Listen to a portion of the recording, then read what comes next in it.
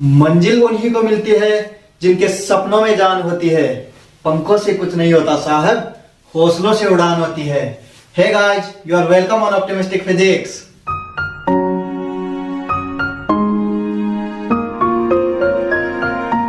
दोस्तों, स्थिर विद्युत हम पढ़ रहे थे।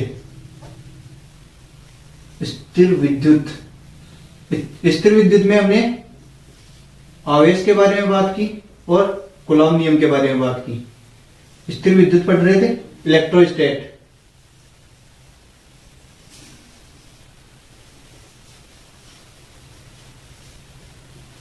इलेक्ट्रोस्टैट में हमने आवेश के बारे में बात की, आवेश के गुणों के बारे में बात की, ठीक है। इसके बाद में कूलॉम के नियम के बारे में बात की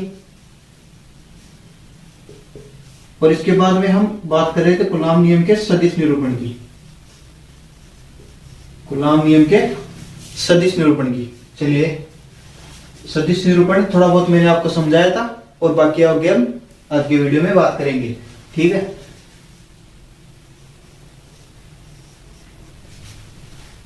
तो देखिए, मैंने आपको जब दो आवेशों के बीच में बल लगता है तो उनकी दिशाओं के बारे में बताया था कि किस तरह से जब हम Q1 और Q2 चार्ज लेते हैं, दो आवेश लेते हैं, तो इनके बीच में बल की दिशा किस प्रकार से होती है। अगर r दूरी है तो इस तरफ बल F2 पर 1 के कारण और F1 पर 2 के कारण ये फोर्स लगेगा। इसको मैंने निर्देशांक से भी आपको बताया था। निर्देशांक में हमने इस प्रकार से कुछ काम किया था कि ये अगर अपना मूल बिंदु है, अगर अपना मूल बिंदु ये मान ले तो Q1 चार्ज ये Q2 है और ये Q1 है।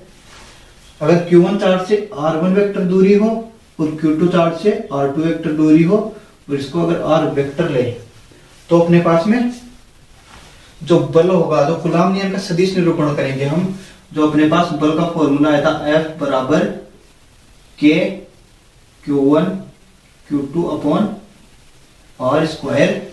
इसके सदिश निरूपण के लिए ये जो दूरी होगी इसको हम सदिश के रूप में लिखेंगे। सदिश के रूप में कैसे लिखेंगे? R vector. R वेक्टर को हम लिख सकते हैं, सदिश क्या होता है? दिशा और परिमाण दोनों का गुणनफल। ये परिमाण और ये इसकी दिशा, ठीक है। अपने पास में ये इसका परिमाण है, इसको हम मोड R स्क्वायर लिख सकते हैं या फिर मोड R लिख सकते हैं, ठीक है। तो मोड R बराबर क्या होगा? R vector upon R cap. चलिए यहां पर इसको अप्लाई कीजिए। ये बल का ये जो सदिश होगा F वेक्टर, इसको कैसे लिखेंगे? K Q1 Q2 upon R। इस तरफ कौन सा लग रहा है? F। देखिए, सदिश में अगर अपन लिखते हैं तो इस तरफ जो Q1 के कारण Q2 पर फोर्स लगेगा, इसको F21 बोलेंगे और F1 पर 2 के कारण लगेगा तो इसको F12 बोलेंगे। यहां पर फोर्स की दिशा दिखाने के लिए कि कौन से चार्ज के कारण कौन से चार्ज पर लग रहा है, इसके लिए हम डिसाइड कर लेते हैं। अगर F21 निकालना है, F2 पर 1 के कारण फोर्स, Q2 पर Q1 के कारण, तो इसको 21 लिख देंगे। 21 लिख देंगे तो ये जो दूरी लेते हैं इसको भी हम 21 लिख सकते हैं, इसकी दिशा दिखाने के लिए कि जो दूरी है कौन सी दिशा में ले रहे हैं? सदिश दूरी ले रहे हैं, सदिश राशि ले रहे हैं, लंबाई सदिश ले रहे हैं, लंबाई के साथ साथ सदिश भी ले रहे हैं, ठीक है।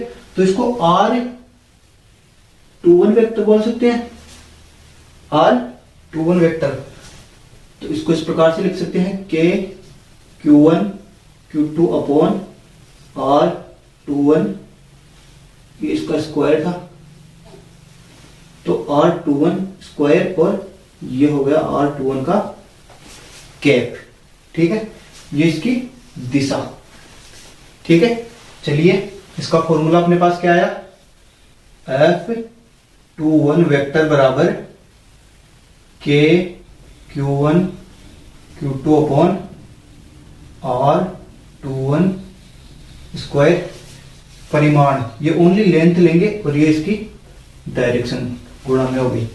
अगर आपको ज्यादा थ्योरी याद नहीं होती, आपको कुछ याद नहीं करना है, तो कूलॉम के नियम का सीधा फॉर्मूला बताया था, के Q1 Q2 upon are square.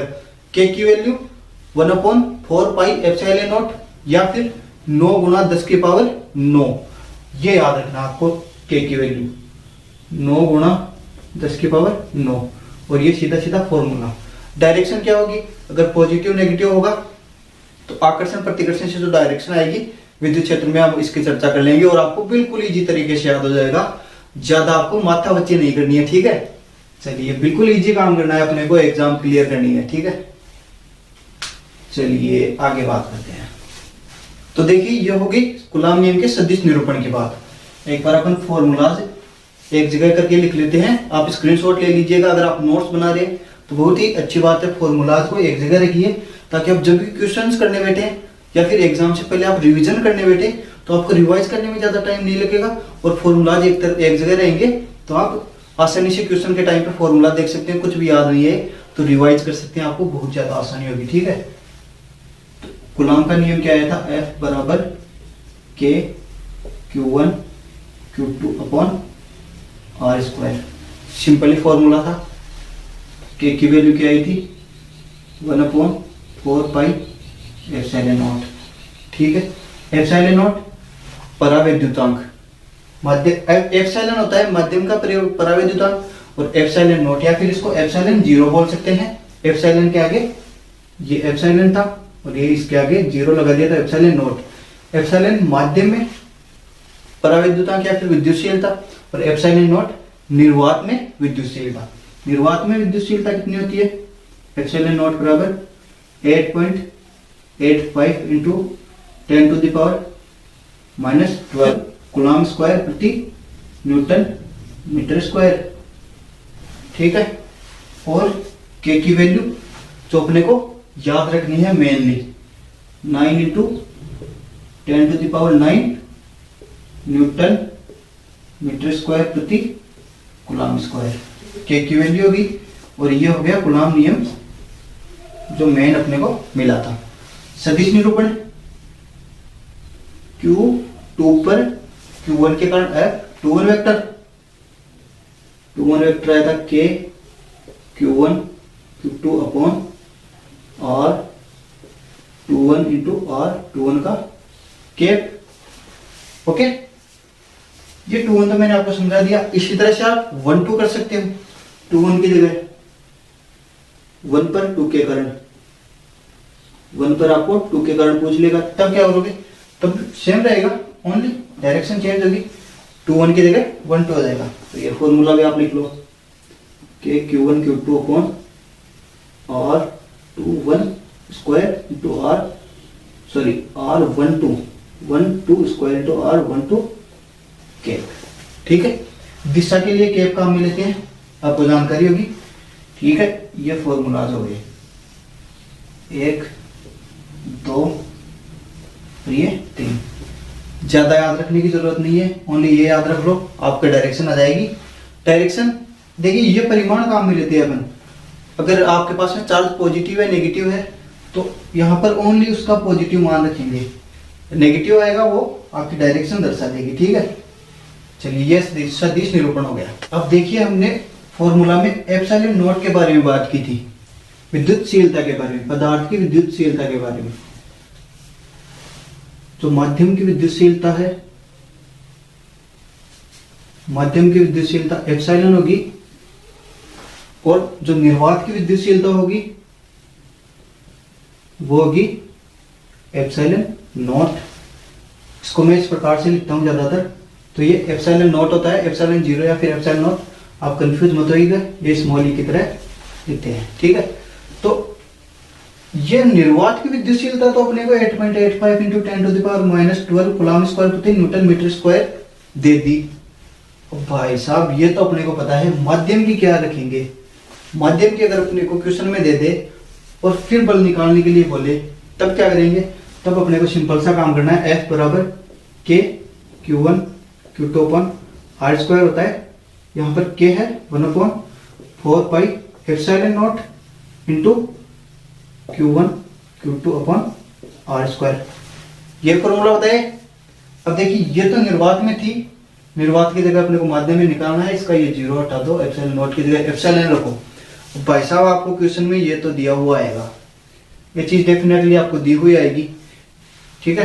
तो ये एप्सिलॉन दिया हुआ आ जाएगा। अब देखिए एप्सिलॉन दिया हुआ आ गया, माध्यम से पूछ लिया, आपने कर दिया।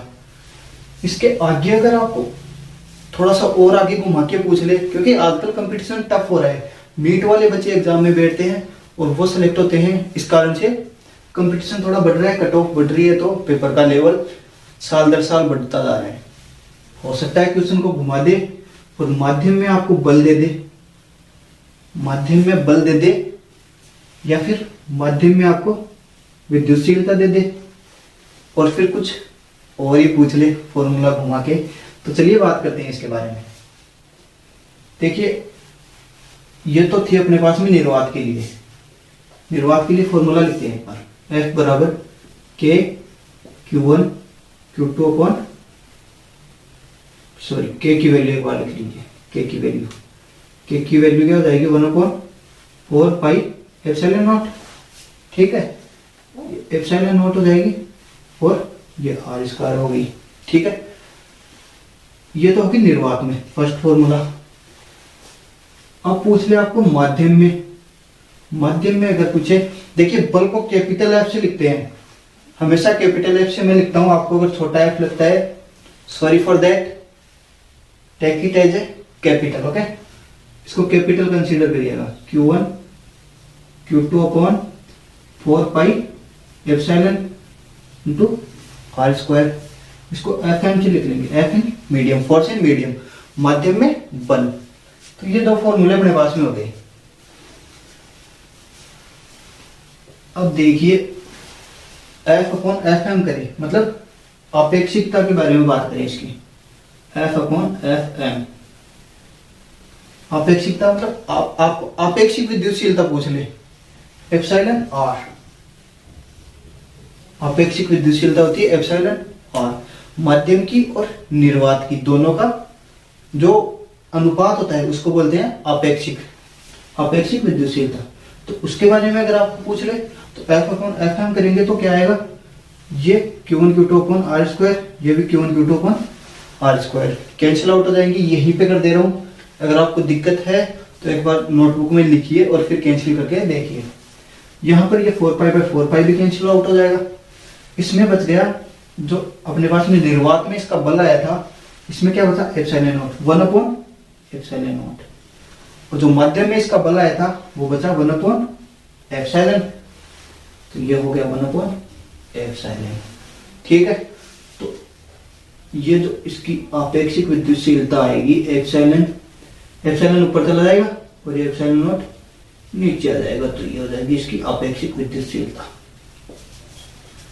ठीक है। आपको अगर इसकी आपेक्षिक विद्युतशीलता पूछेगा, देखिए अगर आपको इस प्रकार से दे दे, एप्सिलॉन की वैल्यू आपको दे दे क्वेश्चन में, एप्सिलॉन नॉट की वैल्यू आपको पता है और पूछ ले आपेक्षिक विद्युतशीलता बताइए, छोटा सा क्वेश्चन है, आराम से सोल्व हो जाएगा। इसलिए भाई साहब आपेक्षिक विद्युतशीलता क्या हो जाएगी आपके पास में, epsilon upon epsilon not, epsilon माध्यम में विद्युतशीलता बटे आपकी जो निर्वात में विद्युतशीलता है, वो निर्वात में क्या है 8.85 × 10⁻⁻12, ओके, ठीक है। तो होगी आपेक्षिक विद्युतशीलता निकालने के बाद। इसके बाद में अगर आपको आगे इस तरह से कुछ दे दे कि इसकी सीधी आपको आपेक्षिक विद्युतशीलता दे दे और इसका निर्वात में बल दे दे, तो मीडियम में पूछ सकता है, कैसे भी आप उल्टा सुल्टा करके निकाल सकते हो। हम आराम से एग्जांपल्स में इसकी प्रैक्टिस कर लेंगे। नेक्स्ट टॉपिक पर चलते हैं। तो देखिए आप ये ट्रिकी फॉर्मूला भी थोड़ा सा लिख लीजिए, हो सकता है दे दे, वैसे नॉर्मली देता नहीं है इस प्रकार के क्वेश्चन, बट हो सकता है लेवल उसको बढ़ाना हो और एग्जामिनर आपको उल्टे सुल्टे क्वेश्चन बना के दे दे। सो F अपॉन Fm, और इन मीडियम अपने पास में क्या आया था, एप्सिलॉन अपॉन एप्सिलॉन नॉट या फिर एप्सिलॉन R, एप्सिलॉन R अपने पास में आपेक्षिक विद्युतशीलता आई थी, F अपॉन Fm बराबर एप्सिलॉन R हो गया, ओके। छोटी सी चीज है, याद हो तो याद रख लेना, वरना आप फॉर्मूले से ड्राइव कर सकते हो अगर तो ज्यादा ही आपको टफ लग जाए तो, ठीक है। चलिए दोस्तों, आगे हम बात करते हैं जो दो आवेशों के बीच में बल लग रहा था उसके बारे में तो हमने बात कर ली। दो आवेशों के बल की बात हो गई। अब अगर अपने पास में दो आवेशों को, ये कैपिटल क्यू मान लो, ये स्मॉल क्यू मान लो, ये दो आवेश है, इसमें से अगर इसको अपन हटा लें तो ओनली सिंगल आवेश के पास में अपने पास क्या रह रहा है, सिंगल आवेश के पास में जो सिंगल आवेश है इसके पास में दूसरा आवेश लाएंगे तभी तो प्रतिकर्षण या आकर्षण वो महसूस करवाएगा दूसरे चार्ज को। तो ये जो प्रतिकर्षण आकर्षण लग रहा है वो एक चार्ज को हटाने के बाद में उसके पास में वो चीज तो है, जिस एरिया तो है जिसके अंदर वो जो प्रतिकर्षण या आकर्षण का अनुभव करवा रहा है। तो ये जो एरिया है इसको अपन विद्युत क्षेत्र बोलते हैं। इसका जो एरिया जिसमें ये अपना बल लगा सकता है इसको हम विद्युत क्षेत्र बोलते हैं। ये जितनी दूर तक लगा सकता है उतना प्रबल होता है और जितनी पास तक लगा सकता है उतना दुर्बल होता है। ठीक है, इससे चार्ज की जो इफिशियंसी है उसका भी फर्क पड़ता है। ठीक है, विद्युत क्षेत्र की हम बात कर लेते हैं। तो चलिए बात करते हैं विद्युत क्षेत्र की। देखिए आवेश, इसकी परिभाषा अगर दे हम तो आवेश अपने चारों ओर एक ऐसा क्षेत्र बना लेता है जिसके अंदर दूसरे आवेश को लेकर आया जाए तो उसको बल महसूस करवाएगा। इसे हम विद्युत क्षेत्र कहते हैं। देखिए आवेश वो अपने पास में एक एरिया क्रिएट कर लेता है, उसके उस एरिया के अंदर अगर कोई भी चार्ज लेकर आएंगे तो उसको रिपेल या फिर अट्रैक्ट करेगा आवेश। तो ये हो गई आवेश की डेफिनेशन। आवेश अपने चारों ओर एक ऐसा एरिया क्रिएट कर लेता है जिसमें कोई अदर चार्ज अगर अपन लेकर आएंगे तो उसको फोर्स लगाएगा, उसको अट्रैक्ट करेगा या फिर रिपेल करेगा, आकर्षित या प्रतिकर्षित करेगा, वो विद्युत क्षेत्र के अंतर्गत करेगा। देखिए ये तो होगी विद्युत क्षेत्र की डेफिनेशन। आवेश अपने चारों ओर एक ऐसा एरिया क्रिएट करता है या फिर ऐसा एरिया रखता है, ऑलरेडी रखता है या हमेशा रखता है। अगर दूसरा चार्ज अपन उसके पास में लेकर आएंगे तो उसको आकर्षण या प्रतिकर्षण के बल का अनुभव करवाएगा और उसको हम विद्युत क्षेत्र कहते हैं। अब देखिए कूलॉम का नियम तो दो आवेशों के बीच में बल लगाता है, उसके बारे में अपने को एक्सप्लेन कर पा रहा है। आवेश के जो विद्युत क्षेत्र होता है, विद्युत क्षेत्र सिंगल आवेश के कारण होता है, उसके बारे में कूलॉम नियम अपने को एक्सप्लेनेशन नहीं दे पा रहा। तो देखिए इसका एक्सप्लेनेशन के लिए विद्युत क्षेत्र की जो तीव्रता होती है, तीव्रता के बारे में बात करते हैं। विद्युत क्षेत्र की तीव्रता,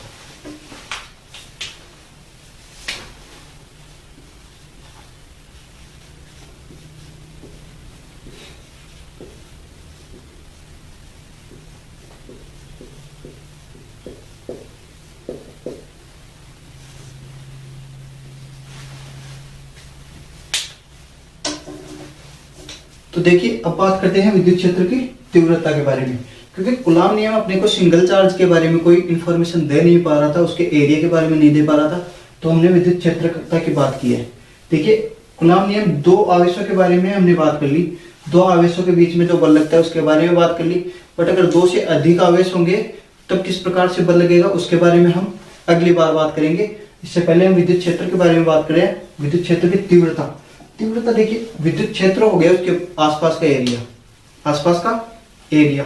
विद्युत क्षेत्र की तीव्रता कैसे नापेंगे? तीव्रता के लिए अगर एक कूलॉम आवेश के पास में एक कूलॉम आवेश लेकर आए तब वो उस पर कितना बल लगा रहा है, कितना बल लगा रहा है, उसकी बल की स्ट्रेंथ कितनी है, वो उसकी विद्युत क्षेत्र की तीव्रता होगी। देखिए जो बल का फॉर्मूला ले अपन F बराबर K Q1 Q2 upon R square है।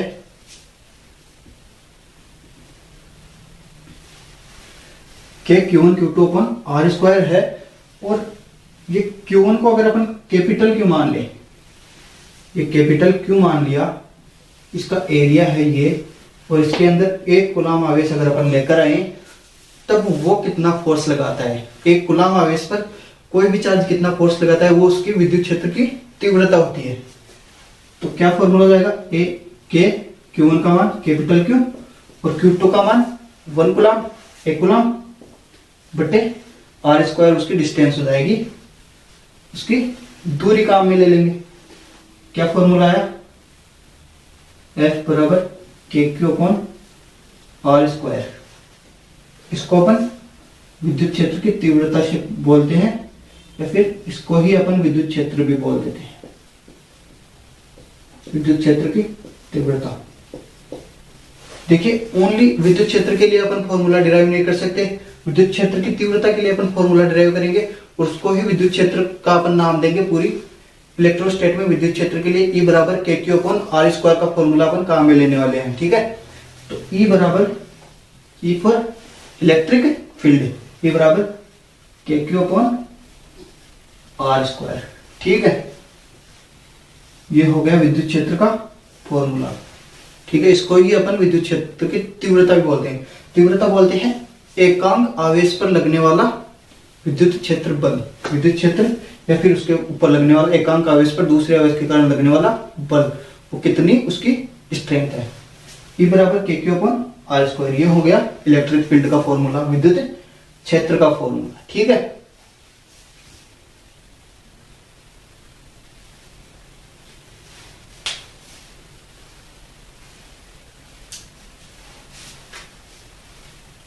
उम्मीद है आपको फॉर्मूला अच्छे से समझ में आ गया। चलिए सारे इस फॉर्मूला को भी इन फॉर्मूलाज की लिस्ट में आप लिख लीजिएगा, शॉर्ट नोट्स हो जाएंगे आपके सारे फॉर्मूलाज के एक जगह, तो आपको रिवाइज में आसानी होगी।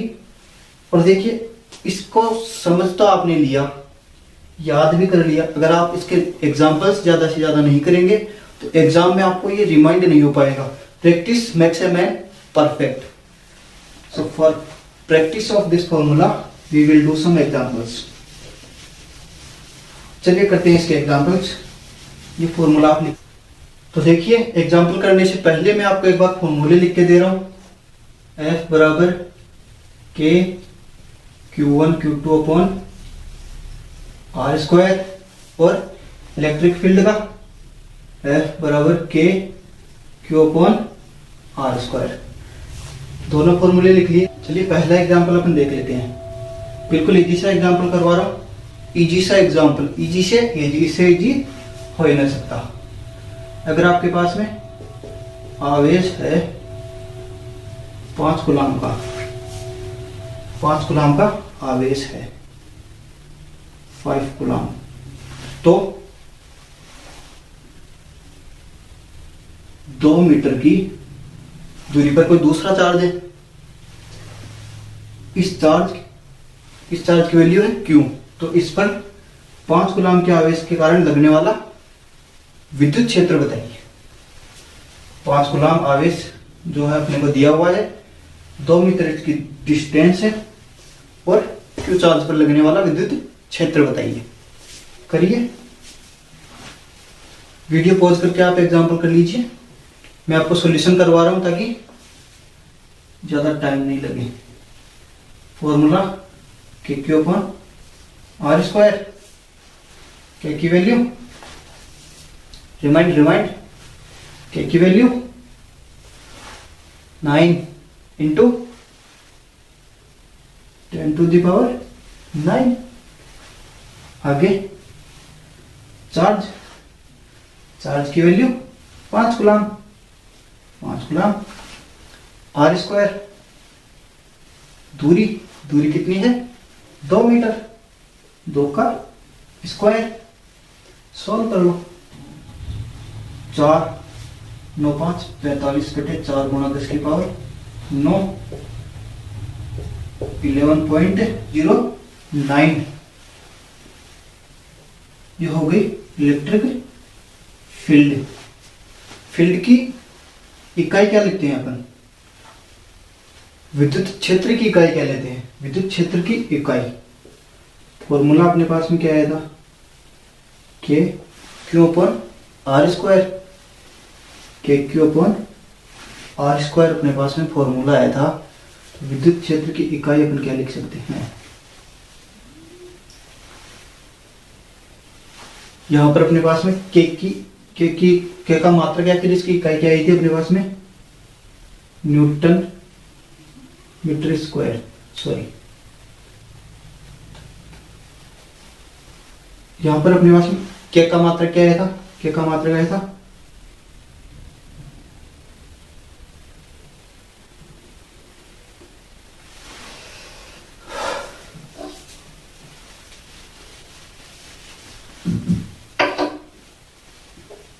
यहां पर अपने पास में क्या का मात्रा आया था, न्यूटन मीटर स्क्वायर प्रति कूलम्ब स्क्वायर। क्यों फॉर चार्ज आवेश की, coulomb, C for coulomb upon distance metre में क्या रहा, metre by power cancel out and this by this cancel out. विद्युत क्षेत्र की जो अपने पास में इकाई आएगी वो क्या आएगी, न्यूटन मीटर प्रति कूलम्ब। देखिए कुछ भी याद करने की जरूरत नहीं पड़ी, कुछ याद नहीं था मेरे को, कुछ नहीं आता, मेरे को कुछ भी नहीं आता, मैं ओनली जो सामने चीज है उसी से डिराइव कर रहा हूं। क्या हुआ, न्यूटन मीटर प्रति कूलम्ब आ गया, विद्युत क्षेत्र की इकाई आ गई न्यूटन मीटर प्रति कूलम्ब, विद्युत क्षेत्र की तीव्रता की इकाई, इसी को अपन विद्युत क्षेत्र के रूप में काम में लेते हैं। ठीक है, फर्स्ट एग्जांपल हो गया, बिल्कुल इजी सा एग्जांपल था, थोड़ा सा बढ़ा के दे रहा हूं, अगला एग्जांपल करिएगा।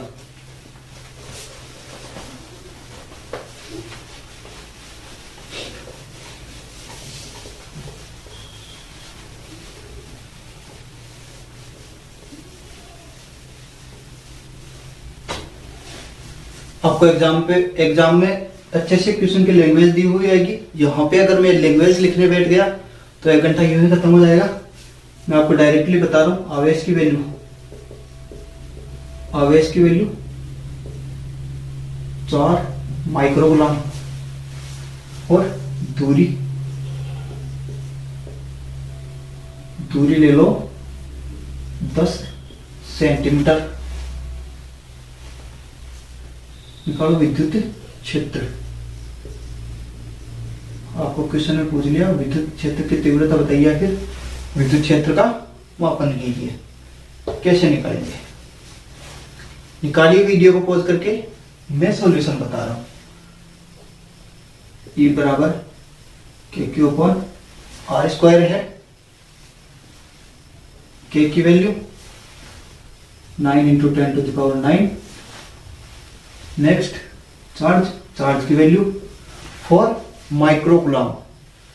आपको अब तक कूलम्ब में दिया जा रहा था और ऐसा ही यूनिट में कूलम्ब में काम में लेते हैं, बट अगर आपको मिली माइक्रो में दे दे तो उसके साथ में 10⁻³ 10⁻², 9 10⁻6, इस प्रकार से जो मिली माइक्रो नैनो इस प्रकार से जो इकाइयां हैं इसकी पावर के साथ में गुणा करनी पड़ेगी। ठीक है, 4 × 10⁻⁻6 मिली, फिर माइक्रो, तो ये माइक्रो को म्यू से दर्शाते हैं, मिली को एम से दर्शाते हैं। आपको ज्यादातर माइक्रो में दे सकता है, माइक्रो या फिर मिली में, क्योंकि इससे आप बच्चे थोड़े से कंफ्यूज भी हो जाते हैं और क्वेश्चन गलत कर देते हैं, या फिर 10 की पावर के रूप में ये याद नहीं रहता।